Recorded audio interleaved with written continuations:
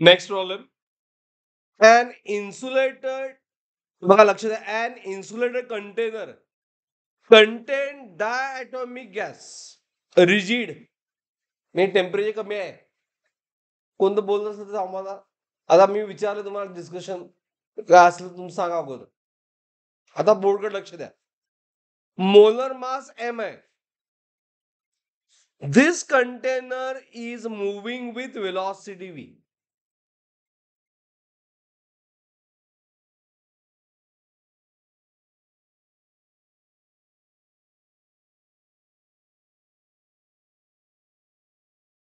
Okay, this container of molar mass m, म्हणे असं, moving with velocity v. मग ह्या कंटेनरला कुठली एनर्जी असणार? कायनेटिक एनर्जी असणार, बरोबर. मोलर मास म्हटलंय म्हणून n टाइम्स म्हटलं, number of moles, is it right? एवढी कायनेटिक एनर्जी असणार, बरोबर. काय पुढे झालं? It is stopped suddenly. मग इथं कुठं स्टॉप केलं आपण, या इम्पॅक्ट झाला. मग त्याचं काय म्हणणं आहे, स्टॉप केल्यामुळे as when it stopped,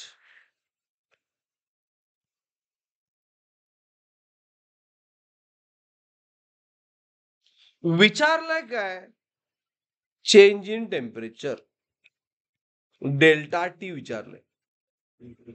काय चिन्मय? मग टेम्परेचर चेंज कसं झालं हे फाइंड करायचं, विचार करायचंच नाही. झालं ना, सॉल्व्ह करायचं.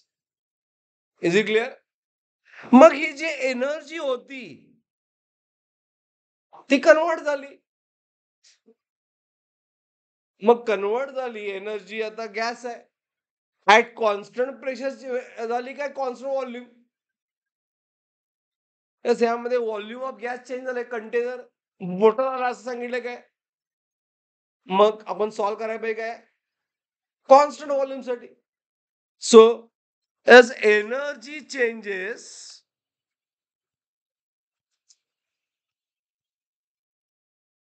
मी कायनेटिक चेंज झाली टू हीट प्रोड्यूस झाली inside at constant volume.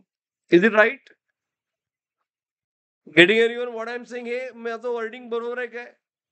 Kinetic energy change झाली, this energy changes heat energy, heat produce झाली म्हणून डेल्टा टी म्हटलंय, बट ऍट कॉन्स्टंट व्हॉल्यूम. मग ह्याचा फॉर्म्युला काय असतोय? डेल्टा क्यूचा, एनर्जीचा, एन मोल आहे ना, सी व्ही, कॉन्स्टंट व्हॉल्यूम म्हणजे सी व्ही ना, इंटू व्हॉट? Delta T. हे दोन इक्वेट करा, you will get delta T.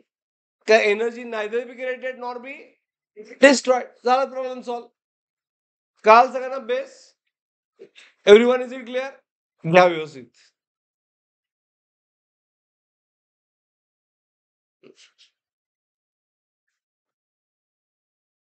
Kinetic energy changes to heat at constant volume,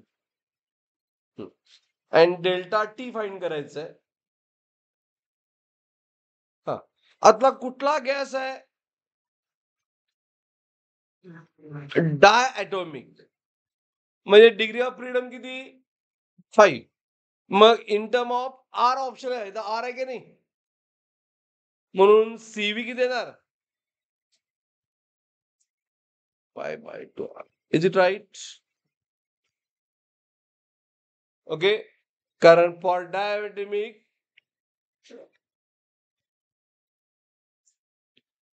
R आहे ना ऑप्शन मध्ये, ऑप्शन मध्ये सीव्ही नाही आहे. डिग्री ऑफ फ्रीडम किती असतं? 5. काय डाऊट आहे काय?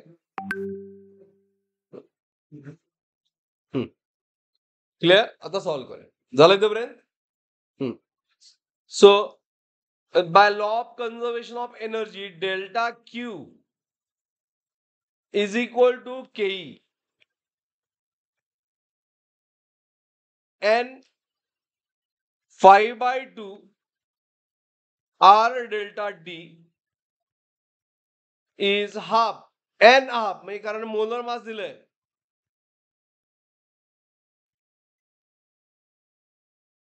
n get cancel, 2 get cancel, त्यामुळे डेल्टा टी किती आलं?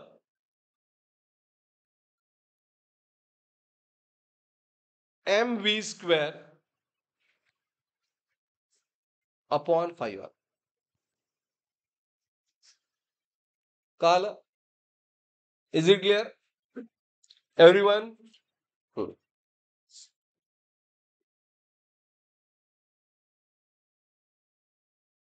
प्रॉब्लेम लक्षात आलं काय ना?